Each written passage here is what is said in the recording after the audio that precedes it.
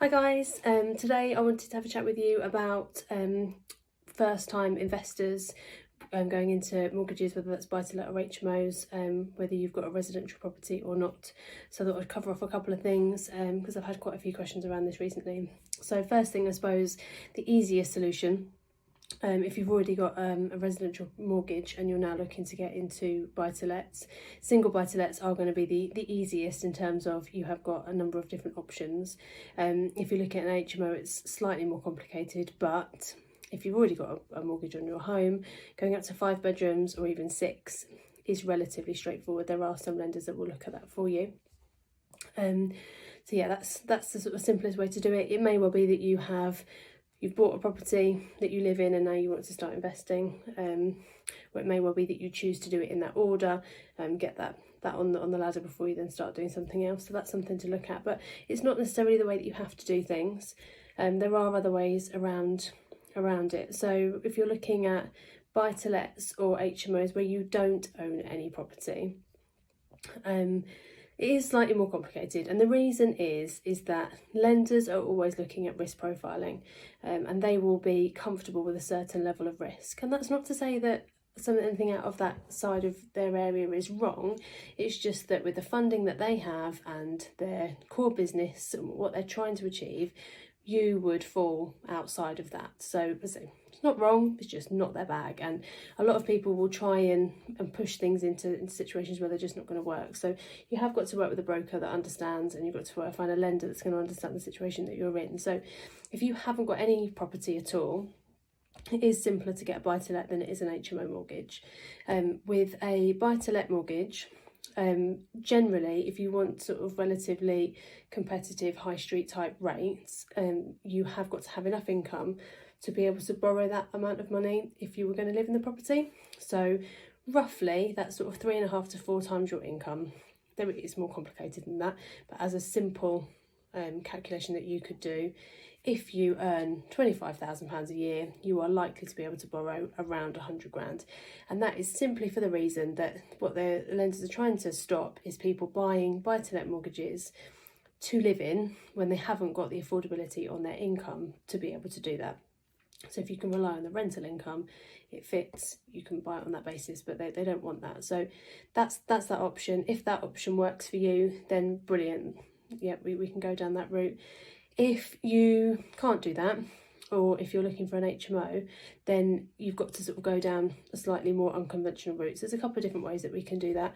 There is bridging. I've done it a few times where clients have bought properties that are already tenanted. That's probably the easiest way to do it. Not to say that you can't do a few bits of works around those tenants. So maybe you want to put a new kitchen, bathroom, that sort of thing, and you can do it around that, put it on a bridge if it works. Generally these sorts of things work where you've got low value properties with high rental. So if it's a multi-let or an HMO, then that is going to give you some more rental, which means it makes it easier to fit on a bridging rate. Bridging rates are going to be about 9 or 10% a year, so you've got to make it work on that basis. But it is short term. We can do it for say 9 months, and then at that point we've got enough experience to then move you somewhere else. So it could sort of kill 2 birds with 1 stone, in that if you have got some work to do to the property first, and then you want to move it, then that's great. If you've got good outside income, then that's a bonus. If you haven't got any tenants in the property, or if you have got tenants in the property, then potentially that is an advantage. Although, as we all know, especially at the moment, rules on getting rid of tenants, evicting them are quite tricky. So be careful, go in with your eyes open. Don't make any assumptions that you'll be able to just change tenants at the point that you want to be able to increase the rental or what have you. So do go in with your eyes open and see what the options are. So that's that option. We have got a lender that will lend to first time investors on buy-to-lets and on HMOs. Again, the interest rate is going to be higher because your risk profile is higher because you haven't got that track record of paying a mortgage. So yeah, you're looking at probably 7%. We can defer some of that interest, but as a ballpark figure. So it's cheaper than bridging, sort of a halfway house. And we can look to do that on a short-term product, and then we can move you on later once you've got that experience. But I suppose the benefits of doing it are that you can invest in an area that's more affordable. If you live in the southeast, or sort of London surrounding areas, property prices are so expensive, and if you're not in a position to be able to buy somewhere there, then buying a buy-to-let somewhere else is a great opportunity to A, get you on the housing ladder, and B, get some additional income, which then may help you save when you haven't necessarily got that income, you know, out of your job, once you paid your rent and all the rest of it, to be able to save a sort of significant amount of money to be able to buy somewhere ever, you know, not just now. So that's a great opportunity. It is an additional income. And it also gets you on the ladder if you then want to start investing in some other things. I mean, that this might be you know, career progression for you. If you want to get into developing, want to get sort of bigger projects, and starting with sort of small HMOs and buy-to-lets is a great way to go, and then start doing other things. So don't think that because you haven't got property at all that you can't do it, but you do need to go in with your eyes open. And I would say the main things are, make sure you doing all your research about the location that you're looking at. You need to be certain, as certain as you can be, that you've got a good demand for your tenants.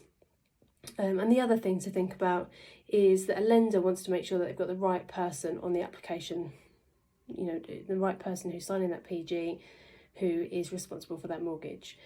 So what I would say is, I do get quite a few phone calls from clients who are saying, you know, looking to borrow some money, or I'm having money gifted from parents and this, that and the other, borrowing, maybe it's angel money or wherever it might be, and I'm buying this property and I haven't got any experience. And at that point, it's a little bit of a red flag, because I think, well, why would this lender lend you that money? You know, where's your skin in the game? If it's all gifted money or borrowed money and you haven't got the experience, what are you bringing to the table? When you're experienced, when you've done a couple of deals, absolutely you can use angel money, absolutely, because you are bringing that experience. You're bringing a track record of paying previous mortgages and experience of doing that refurb or managing tenants or whatever it might be. But on your first project, you do need to be bringing that money to the table. So you need to be looking at, have I got my 25% deposit? Where can I afford to buy? Do I need any refurbishment money? And have I got that?